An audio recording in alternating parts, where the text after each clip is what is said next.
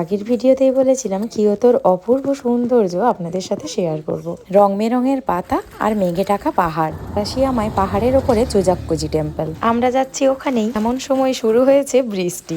জাপানের ওয়েদার প্রচন্ড আনপ্রেডিক্টেবল। এই এখন দেখছেন বৃষ্টি, একটু পরেই আবার রোদ বেরিয়ে যাবে। যাই হোক, এই বৃষ্টির জন্য আমাদের ঘোরার কমতি থাকবে না। জানেন তো, গেছিলাম আমরা 5 দিনের জন্য বেড়াতে। 2 দিন কেটেছে মেঘলা আর হালকা রোদ বৃষ্টি করেই। বৃষ্টিতেও চারদিকে কত সুন্দর দেখতে লাগছে দেখুন। 5টা দিনে প্রায় আমাদের প্রতিদিনই 21,000-এরও বেশি স্টেপ হয়ে যেত। সাথে আমাদের ফুজিও অনেক হেঁটেছে জানেন। আমরা টায়ার্ড হয়ে গেলেও সে একদমই টায়ার্ড হতো না। আর সত্যি বলতে কি, চারদিকে এত সুন্দর কালার দেখে কতটা রাস্তা হেঁটে চলা আর পাহাড়ের ওপরে ওঠা, এগুলোকে না কিছুই মনে হতো না। আমার অনেক পরিচিতরাই আমায় বলে ফুজিকে নিয়ে আমরা এত জার্নি কি করে করি। অ্যাকচুয়ালি ফুজির বাবা প্রচন্ড ঘুরে বেড়াতে ভালোবাসে। সাথে যোগ দিয়েছি আমি আর ফুজি। ওকে দেখুন এভাবে লাফায় আর লেটস জাম্প বলতে বলতেই 40-50% ক্লাইম করে নিত। এখন আমরা পাহাড়ের একদম টপে চলে এসেছি। ওপর থেকে দেখুন মেঘলা হলেও এত সুন্দর দেখতে লাগছিল, সবটা না ক্যামেরাতে বোঝানো যায় না। এবার আমরা নাবি।